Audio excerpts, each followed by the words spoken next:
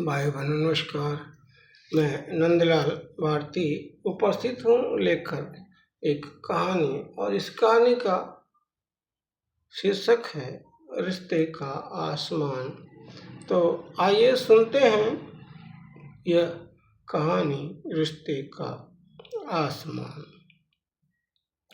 खुशीलाल जैसे ही सुखीलाल के घर के आगे कुछ कदम गए थे कि अचानक कुत्ते के रोने की आवाज़ सुनकर बोले, कैसा ससुरा अपशकुन है। कुत्ता रो रहा है। फिर पीछे मुड़े और क्या देखते हैं, सुखीलाल पोखरी के किनारे बांध पर बैठे बैठे पागलों की तरह पानी में कंकड़ गिन गिन कर जैसे फेंक रहे थे। कुत्ता घूरे पर बैठा रो रहा था या गा रहा था, यह तो कुत्ता ही जाने, पर वे तनिक ठिठके और सुखी के बगल में जाकर खड़े हो गए। सुखी था कि उसको होश हवास ही नहीं था। वह बेसुध कंकड़ फेंके जा रहा था पोखरी में। खुशीलाल, अरे सुखीलाल, क्यों पानी में कंकड़ गिन गिन कर फेंक रहे हो? सठिया गए हो क्या?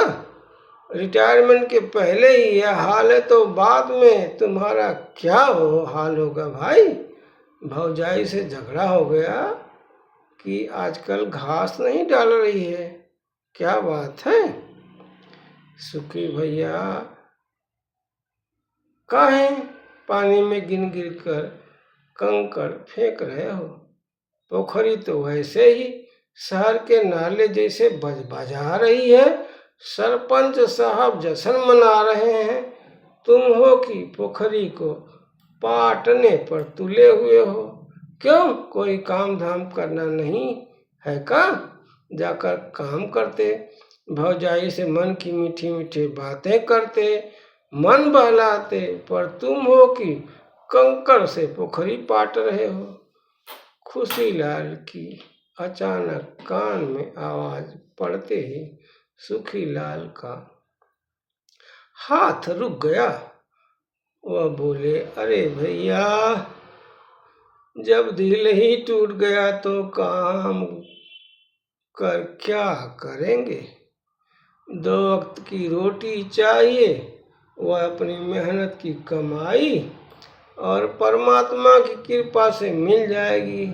भले ही पेंशन नहीं मिलती है, मत मिले, पेंशन भले ही नहीं है, रोटी की इंतजाम भर कमा लिए हैं, जीवन बीत जाएगा, भूख से मरने की नौबत नहीं आएगी, इसकी तो कतई चिंता नहीं है। हाँ, एक चिंता है। कैसी चिंता? सुखी के दर्द की गहराई की आवाज सुनते हुए खुशीलाल पूछे, एकदम से तुमको क्या हो गया है? कैसी बहकी बहकी बातें कर रहे हो सुखी भाई? तुम्हारे सपनों का क्या होगा? तुम्हारे जैसे सपने बोने वाले निराशावादी बन जाएंगे तो दुनिया का क्या होगा? ऐसी क्या बात हो गई है कि दिल टूट गया? दूसरों को रोशनी दिखाने वाले अंधेरे का मुसाफिर क्यों बन रहे सुखी भैया? खुशी चिंताग्रस्त होकर पूछे, अरे क्या बताऊं भाई, चामपुर की बहू ने तो ऐसे ही मौत के मुंह में ढकेल दिया है। चिंता में डूबे रोज रोज तो मर रहे हैं। बहू ने अरमानों का कत्ल कर दिया है। डर है कि यह विपदा किसी दिन किसी मोड़ पर सांस भी न छीन ले। कौन सी बहू की बात कर रहे हो खुशी बाबू? पूछे। खुशी, एक ही तो बहू आई है अब तक। अभी तो परिवार के कई बेटों का तो ब्याह करना बाकी है। पहली बहू ने तो आते ही नरक लोक का साक्षात दर्शन करा दिया है। क्या कह रहे हो सुखी? खुशी बाबू माथा ठोकते हुए बोले, अरे तुमको मजाक लग रहा है भाई। हाँ, तुमको मजाक लगेगा ना। तुमको मजाक क्यों लग रहा है? सच कह रहा हूँ खुशी भैया, 5 साल से कभी पूरी नींद नहीं सो पाया हूँ। रमन की माँ के तो आंसू सूख गए हैं, आंखें पथरा सी गई है। सुखी तड़पते हुए बोले, शादी के पहले तो सती सावित्री बन रही थी, अब डायन कैसे हो गई? जमीन पर नरक लोक उतार लाई। खुशी बोले, हाँ भैया, न जाने किस जन्म का पाप भोग रहा हूँ। शादी के बाद ही बहू कैकेयी का यौवन धारण कर ली थी। बहू और उसके माँ बाप ने न जाने कौन सा ऐसा मंत्र रमन के कान में फूंक दिया है कि रमन बेसुध पड़ा रहता है। घर परिवार माँ बाप की कोई उसको चिंता फिक्र नहीं रहती है। बस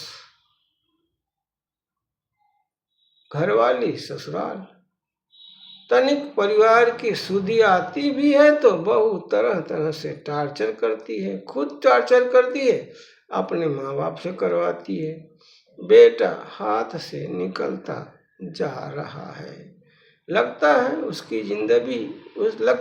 उसकी जिंदगी भी खतरे में पड़ गई है। खुशी भैया आंसू छिपाते हुए बोले, शादी से पहले तो बड़ी तारीफ कर रहे थे, एकदम से सब कुछ उल्टा पुल्टा कैसे हो गया? सुखी भाई, यह क्या हो गया? कैसे उल्टा पुल्टा हो गया? ऐसी कौन सी नौबत आ गई? खुशी पूछे। खुशी भैया जो कुछ बताया दिखाया सब झूठ निकला। बहू का बाप खुद को बड़ी कंपनी के सामानों का होलसेल डिस्ट्रीब्यूटर बताया था। लड़की को पोस्ट ग्रेजुएट और प्रोफेशनल ग्रेजुएट बताया था, पर निकला सब कुछ झूठा। सुखी बाबू ठग गिरोह के झांसे में आकर कर लिए बिना दहेज की शादी करने का वादा। देखो तुम्हारी वफा का क्या सिला दिया ठगों ने। सुखी भैया इल्जाम मत मरो, काश मैं बेटों के बचपन में अपने किए बिना दहेज की शादी करने का मित्र से वादा तोड़ दिया होता तो ऐसी दुर्दशा न होती, ऐसे दुर्दिन नहीं देखने पड़ते। अरे भाई, वादा तो तुमने किया था, वादा किया है तो निभाना भी चाहिए, भले ही पुर्जे पुर्जे टूट जाओ बिखर जाओ, पर वादा तो पूरा करो। खुशी आधे गाल मुस्कियाते हुए बोले। मुस्किया ले भाई खुशी, मेरी मुसीबत का मजाक उड़ा लो, खिल्ली उड़ा लो मेरी मुसीबत का। मेरी मुसीबत की खिल्ली खूब उड़ाओ, उड़ाओ खिल्ली, हंस लो खुशीलाल। मैं ठगों को पहचान नहीं पाया भाई। तुम क्या सब हंसते हैं, कहते हैं बड़ा समाज सुधारक बनने चला था। दूल्हा बाजार में 10 लाख कीमत पर लात मार कर देखो, खुद टूट कर बिखर कर रो रहे हैं, आंसू बहा रहे हैं। अरे भाई, ना उदास हो ना निराश हो। खुशी भैया उम्मीद रखो, विश्वास रखो, खुद के कर्म पर विश्वास रखो। तुम्हारे कर्म का फल जरूर मिलेगा। तुमने तपस्या की है, उम्मीद है कि बेटा वापस आएगा, जरूर आएगा। भले ही ठग की बेटी वापस न आए। तुम्हारा समधी किसी खतरनाक गिरोह का आदमी है का भैया? खुशी पूछे। भैया समधी मत कहो ना, बिल्कुल ना, समधी मत कहो, शैतान है, रिश्ते के नाम पर कलंक है फरेब रतन। उसकी घरवाली देव कुमारी और उसका परिवार भी कम नहीं है। इस इंसान ने बेटे को बंदूक की नोक पर डराकर, तलवार दिखाकर, दहेज के केस में पूरे परिवार को जेल भिजवाने का डर दिखाकर बेटवा के दिलो दिमाग पर कब्जा कर लिया है। 4 बेटियों और 1 बेटे का बाप फरेब रतन मेरे कत्ल की धमकी भी फोन पर दे चुका है। बेटे पर दबाव बना रहा है कि वह आधा दर्जन बच्चों की पढ़ाई लिखाई, ब्याह का खर्चा उठाए। रिश्ते के दुश्मन को समधी कहना भाई, आज के जमाने में तो गाली लगती है। फरेब रतन शादी के दिन से ही तंत्र मंत्र सम्मोहन न जाने और क्या क्या जादू टोना करवा कर बेटवा को बस में कर लिया है। समझाने की कोशिश करो तो कहता है अभिलाषा के साथ समंदर में कूद कर जान दे दूंगा।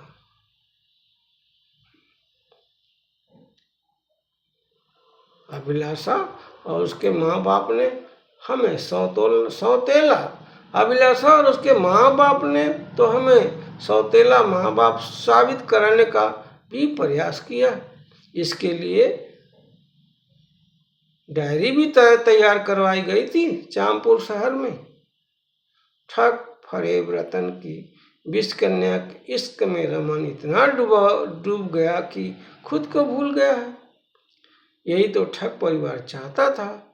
पूरी तनख्वाह और बचत पर विष कन्या का कब्जा हो गया है।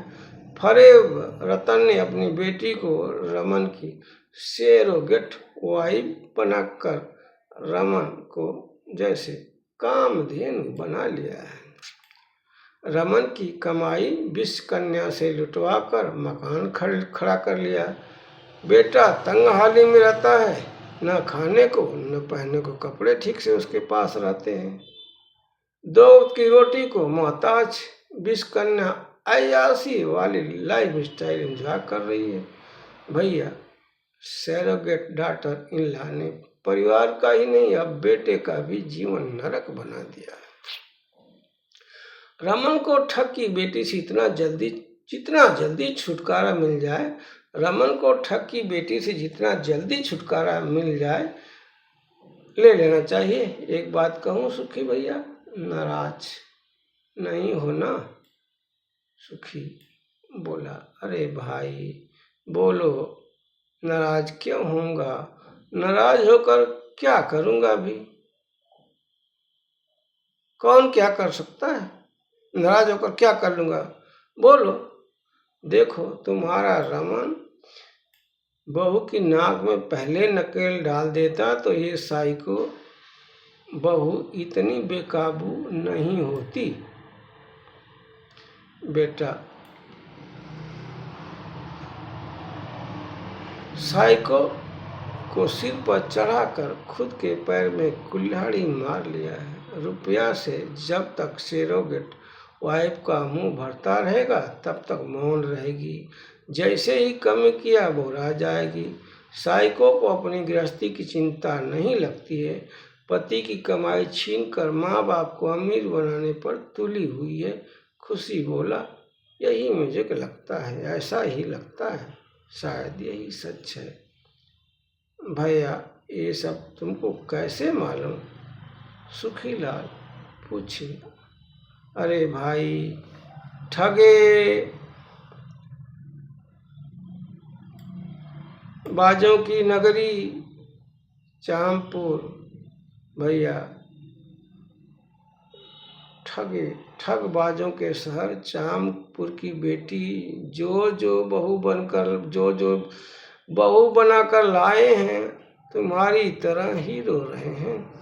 अक्सर वहाँ की आई सभी बहुओं का यही हाल है। 3 लोगों को जानता हूँ जो चामपुर की बहू खुशी खुशी लाए, पर अब रो रहे हैं, नरक का सुख भोग रहे हैं। नरक का सुख कहो या दुख कहो, भोग रहे हैं। एक बिजनेसमैन ने तो सिर्फ 80 लाख बहू भोज पर खर्च किया, पर बहू आते ही घर का सुख चैन छीनने लगी। आखिरकार तलाक हुआ। इसके लिए बहुत मोटी रकम ली थी। तुम्हारी तो लुटेरे माँ बाप की बेटी तलाक भी नहीं देगी, भले ही चिल्ला चिल्ला कर तलाक मांगती रहे, पर रमन का पीछा 1 मिनट के लिए भी नहीं छोड़ने वाली। हाँ भैया खुशीलाल, मैं भी यह बात समझ गया हूँ। उसके माँ बाप का हमारे परिवार में शादी करने का मकसद सिर्फ और सिर्फ बेटे की कमाई ऐंठना और प्रॉपर्टी ऐंठना, प्रॉपर्टी हड़पना भी हो सकता है। एक माँ बाप इतने कसाई कैसे हो सकते हैं? बेटी की पहली डिलीवरी मायके में होती है, खर्च मायके वाले करते हैं। ये कसाई माँ बाप लोग बेटे की सारी जमा पूंजी 10 लाख से ऊपर लूट लिए। अपने घर को अच्छा लुक देने के लिए, घर की रिपेयरिंग, पहली मंजिल का घर बनाने के लिए, कलर करवाने के लिए, वह भी दामाद। रमन की आंखें मिर्च झोंक कर खुशीलाल आहत मन से बोले। खुशी माथा ठोकते हुए बोला, मेरे पिताजी ने मेरा परिवार बर्बाद होने से बचा लिया। वो कैसे? सुखी पूछे। पिताजी मरने से पहले बता कर गए थे, आगाह कर दिए थे, बेटा मेरे पोतों की शादी भले ही अंतरजाती कर देना, पर चामपुर की बहू मत लाना। चामपुर की बहू मत लाना। मैंने वही किया, वरना मुझे भी कंडे से आंसू पोंछना पड़ता तुम्हारी तरह। खुशी बोला। काश मेरे पिताजी को भी ऐसी जानकारी रही होती। कहते हुए सुखी गमछा से आंसू छिपाने लगे। भैया सुखी, तुम फरेब रतन जैसे शिकारी के जाल में फंस गए। खुशी पूछे। भैया अति संवेदनशील होना बर्बादी का कारण बन सकता है, और यही मेरे साथ हुआ है। ठग फरेब रतन फेंक तो बहुत ऊंची रहा था कि मेरा बड़ा शोरूम है, कई लोग काम करते हैं। उस फरेबी का सफ़ेद झूठ तो मेरी समझ में आ गया था। 4 बेटियों के बाप पर दया आ गई। मैंने सोचा मुझे बिना दहेज की शादी करनी है, इसकी अमीरी से क्या लेना देना। दूसरे वह पहली बार ही बेटी को साथ लेकर दिखाने मेरे घर आधमका था। हम बहुत संवेदनशील हो गए और मना नहीं कर पाए। मैं अपनी अति संवेदनशीलता के बदले आज आंसू गार रहा हूँ। ठग चोर की बेटी ने जीवन नरक बना दिया है। सुखी जैसे रो रहे थे और रोते हुए बोले, बेटी को तुम्हारे घर आकर दिखाना चाल थी। खैर अब तो लुट गए दोस्त, अब तलाक ही निदान है, पर तुम यह भी नहीं कर सकते। खुशी बोला, गोद के बच्चे का भी भविष्य देखना है। खैर बच्चा तो ठग की बेटी ने सिर्फ पैसा ऐंठने के लिए लेबर पेन रहित ऑपरेशन से पैदा की है। लेबर पेन वह क्या जाने। ममता क्या जाने। बच्चा कैसा पैदा होने का सुख क्या जाने। लेबर रहित ऑपरेशन से बच्चा पैदा कर लिए, रमन को गाली दे रही है। चिराग को तो तेरी माँ ने पैदा किया है।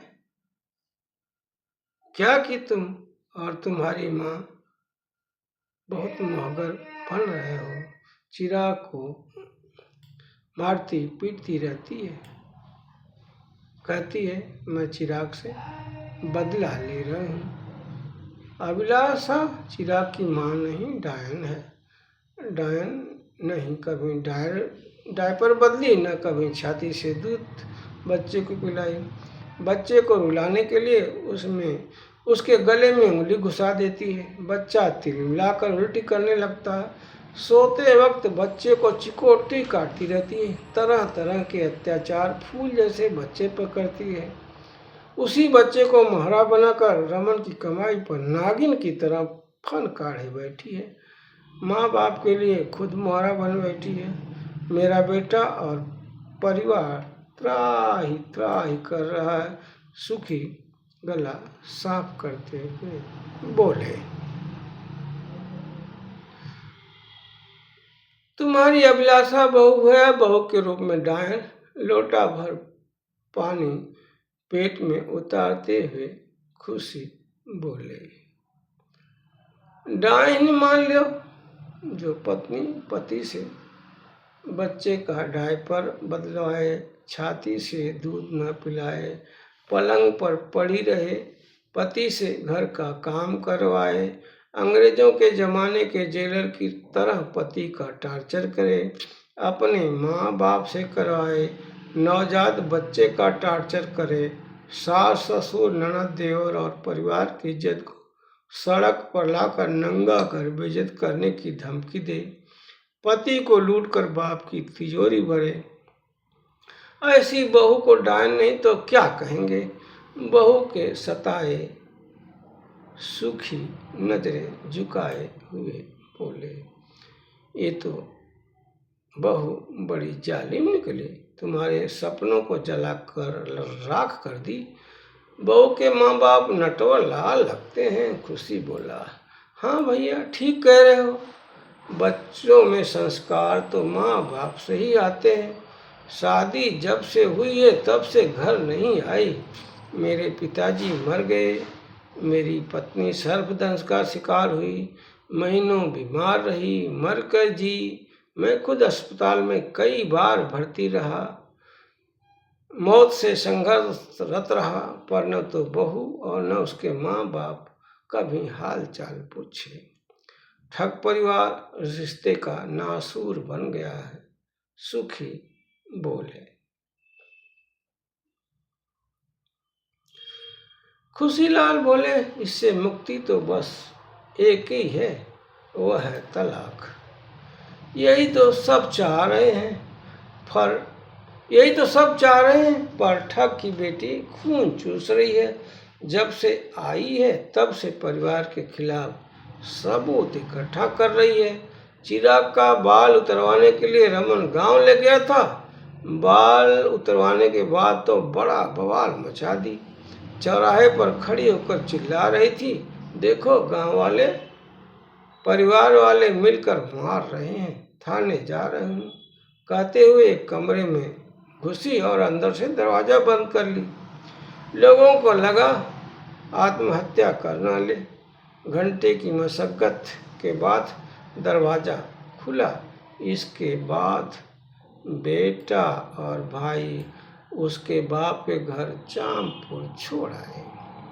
इसके बाद अपने बाप को रमन से वसूली के लिए भेजी। शायद बेटा पैसा नहीं दिया। वसूली करने आया उसका बाप खाली हाथ वापस चला गया। खाली हाथ लौटने की खबर सुनकर बेटा की अभिलाषा पगला गई। काकी सास सुजाता को फोन पर बहुत गंदी गंदी गालियां दी, जबकि बेचारी सुजाता अपने भाई की मौत में मायके में थी। बाप रे, ऐसी बहू किसको बर्दाश्त होगी। खुशी माथा ठोकते हुए बोला, भैया न जाने किस अनजाने अपराध का दुख भोग रहा हूँ। बड़े अरमान से बहू को बेटी का दर्जा दिया था। 5 साल हो गए वह न घर आती है न रमन को आने देती है। उसके फोन पर पहरा लगाए रहती है। 4 दिन चांपू रही, 40 बार तलाक की धमकी दे चुकी है। सुना है बेशरम चरित्रहीन माँ बाप की बेटी शहर पहुंच गई है। रमन को वह पति नहीं एटीएम समझती है। सुखी लाल सुबकते हुए बोले, सुखी भैया, जिस फरेब रतन और उसकी पत्नी देवकुमारी ने तुम्हारे हिस्से का, बेटा का, बहू का सुख और पौत्र का सुख लूट लिया है, ईश्वर इस दगाबाज को 7 जन्म तक इन सुखों से दूर रखें, यह मेरा श्राप है। खुशी दुखी होकर बोले, खुशीलाल भैया क्या कह दिए। रिश्ते का कत्ल करने वालों को क्या कहें। अपने साई को, बेटी को तुम्हारे बेटे से धोखे में रखकर ब्याह कर परिवार का सुख लूट लिया है। देखना तुम्हारे खून पसीने की कमाई कोई साजिश कर कब्जिया न ले। खुशी सलाह देते हुए बोले, हाँ भाई, डर तो यह भी है बदमाश बेटवा को किसी साजिश के तहत मदहोश कर हमें पागल घोषित करवा कर बुढ़ापे का आसरा न छीन ले। बेटवा सुखी रहे, बहू का सुख, पौत्र का सुख, परिवार के चैन पर फरेब रतन ने तो कब्जा ही कर लिया है। बेटवा के सुख, बहू के सुख, पौत्र के सुख पर, परिवार के चैन पर ठग फरेब रतन ने तो कब्जा ही कर लिया है। अब तो साई को बहू बेटा रमन को लूटने के लिए पौत्र को मोहरा बना रही है। बेटा क्या, परिवार के सभी लोगों को चिराग से बहुत प्यार है।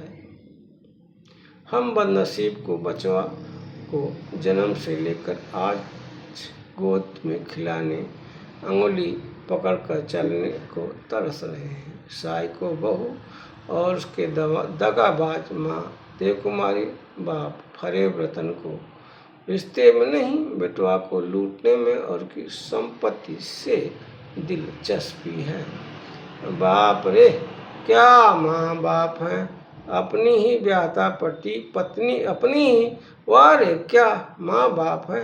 अपनी ही ब्याहता बेटी को surrogate daughter in law, surrogate wife, surrogate mother बनाकर पवित्र रिश्ते का कत्ल कर दिए।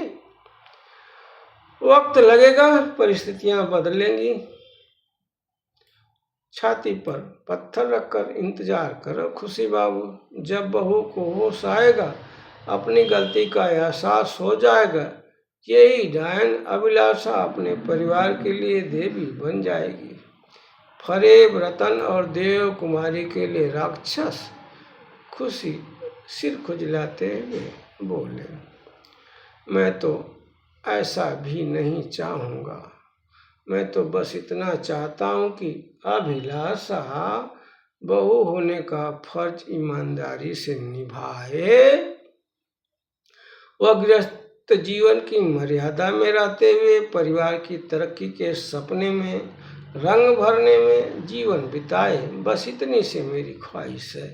असली गुनाहगार तो बहू की माँ देवकुमारी है। वह चाहती तो अपनी ऐसी दुर्दशा नहीं होती। वह तो दामाद की कमाई पर नागिन की तरह काबिज होना चाहती है। बहू अपनी माँ देवकुमारी और बाप फरेब के मन की खोट नहीं समझ पाई। बहू अपने माँ देव कुमारी बाप फरे रतन के मन की खोट भी नहीं समझ पाई। वह दिन अब दूर नहीं है। अभिलाषा को जल्दी एहसास होगा। वह लौट कर तुम्हारे चरणों में गिरेगी और तुम माफ कर दोगे। सुखी भाई, खुशी मैं तो माफ कर चुका हूँ। सुखी बोले, खुशी बाबू मैं तो माफ कर चुका हूँ। सच्चे लोगों की मदद करने में कायनात भी जुट जाती है। तुम्हारा त्याग बेकार नहीं जाएगा। कायनात पर भरोसा रखो भैया। खुशी लाल बोले, सुखी भाई लाचार को विचार क्या, उम्मीद पर सांस भर रहा हूँ। खुलकर जियो, रिटायर्ड लाइफ का सुख भोगो। खुशी समझाते हुए बोला, कौन चाहता है हार्ट की बीमारी, शुगर, बीपी जैसी बीमारियां। खुशी बोले, खुशी समझाते हुए बोले, भूल जाओ सब, बेटवा की वापसी होने वाली है। आगे कुछ बोलते इतने में राजेश्वरी आ गई और पूछी, रमन कब आ रहा है? चिराग जब से पैदा हुआ भर आंख देख नहीं पाई। रमन और पोता चिराग के इंतजार में तो आंख की रोशनी जा रही है। नहीं अब नहीं जाएगी, जो गई वापस आ जाएगी। राजेश्वरी पूछी, कोई जानते हो क्या, कोई जादू जानते हो क्या खुशी बाबू? अरे नहीं भौजाई, चिराग 5 साल का होने वाला है, उसका भी तो दिमाग विकसित होगा। लूटे छूटे रिश्तों की तहकीकात करेगा। चाचा चाची बुआ फूफा दादा दादी के बारे में पूछेगा। अपने हिस्से के रिश्ते का आसमान तो उसे भी चाहिए ना। हाँ खुशी बाबू, चिराग पूछता है, मुझे पोस्ट कार्ड लिखा है। चाचा चाची बुआ फूफा दादा दादी का मुझे याद आती है। दादा आ जाओ। खुशी बाबू उत्साह के साथ मोबाइल पर चिराग का लिखा पोस्ट कार्ड दिखाने लगे। लो खुशखबर तो आ गई। चिराग अपने बाप रमन माँ अभिलाषा को लेकर तुम्हारी छांव में जल्दी आने वाला है। राजेश्वरी बोली, उसी दिन का इंतजार है। खुशी बाबू काश से सब कुछ आंख मूंदने से पहले हो जाता, घर परिवार की रौनक वापस आ जाती। सुखी बाबू और राजेश्वरी का सपना पूरा हो गया। अचानक एक दिन डोर बेल बजी और दरवाजे पर चिराग था। रमन और अभिलाषा पीछे। कहते हैं ना, बुरी नजर वाले तेरा मुंह काला। वही हुआ। ठगों की खड़ी दीवारें ढह चुकी थीं। सुखी परिवार तो बहुत खुश था। उधर काले मुंह वाले ठग लोग मुंह धोने में जुट गए थे। मृत प्राय रिश्ता लहलहा उठा था। रिश्ते का कत्ल करने वाले सभ्य समाज में मुंह दिखाने लायक नहीं बचे थे। सुखी बाबू दिमाग से गुनाहगारों को माफ कर दिए थे। अभिलाषा ठगों की दुनिया छोड़कर अपनी दुनिया में वापस आ गई थी। सुखी और राजेश्वरी के चमन में जैसे बसंत उतर गया था। वह भाव विभोर गांव में गाया जाने वाला सोहर गाने लगी।